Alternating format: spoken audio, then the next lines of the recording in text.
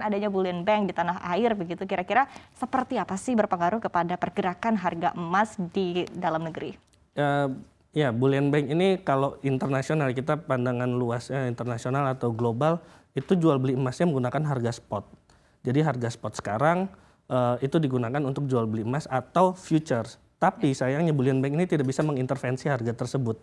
Karena harga tersebut itu ibaratnya udah ukuran internasional, jadi tetap menggunakan harga internasional, tidak bisa diintervensi serta-merta adanya bullion bank, misalnya kemudian harganya melonjak, kita bisa turunin seenaknya, itu nggak bisa. Oke, tapi keuntungan untuk para pelaku industri emas di tanah air seperti apa?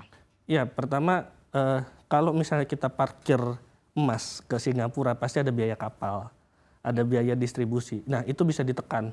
Dengan ya kan pengiriman dalam negeri pasti lebih murah dibanding kita ekspor. Nah, ini yang menjadi keuntungan bagi para pelaku industri emas. Pertama, kedua juga dari segi penyimpanan lebih dekat, penjualan juga akan lebih murah karena langsung dekat ke masyarakat sebagai salah satu tujuan penjualan emas. Oke, sudah ada perhitungan belum sih Mas Robert, kira-kira berapa sih sebetulnya perhitungan yang bisa dihemat oleh para pelaku pasar begitu? Oleh para pelaku industri emas di tanah air dengan adanya tadi ya bullion bank di Indonesia dengan kondisi yang saat ini kira-kira bisa menghemat berapa persen gitu cost-nya?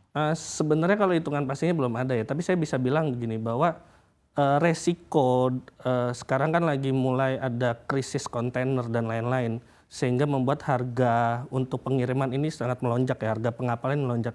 Saya rasa dengan adanya bullion bank ini kita bisa mengurangi resiko itu gitu.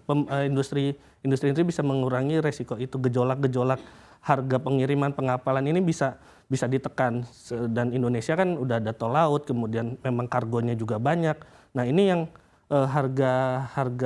mengenai harga, kemudian stok pengapalan atau stok kontainer, nah ini yang setidaknya bisa lebih dijamin oleh industri. Artinya untuk mengurangi volatilitas dan juga kondisi-kondisi secara global begitu ya. Nah, tapi yang menarik ini adalah terkait dengan respon Singapura. Seperti apa sih Mas Robert? Karena kita ketahui juga biasanya kan kalau ada sesuatu yang akan kita fokuskan di dalam negeri, ini biasanya Singapura juga akan melakukan langkah-langkah sendiri nih. Ini kira-kira seperti apa? Ya, saya rasa mungkin Singapura akan mengeluarkan kebijakan-kebijakan yang bisa mempertahankan pasar dari para pembeli emas dari Indonesia ini yang rajin beli di Singapura gitu. Entah itu dengan free tax atau kelebihan-kelebihan atau keuntungan-keuntungan lain yang bisa ditawarkan seperti Oke, kalau dari tim riset CNBC Indonesia sendiri menilai ataupun juga harapannya nih untuk bullion bank ada di Indonesia ke depannya seperti apa?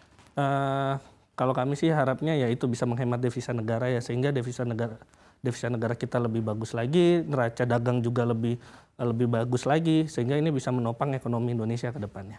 Oke, terima kasih sekali, menarik sekali informasinya Mas Robertus Andrianto Serin selaku tim riset dari CNBC Indonesia. Terima kasih sudah berbagi pandangan terkait dengan bullion bank di Indonesia. Sukses dan sehat selalu untuk Anda. Jangan lupa unduh aplikasi CNBC Indonesia di Google Play Store dan App Store untuk ikuti terus perkembangan terkini terkait berita ekonomi dan bisnis.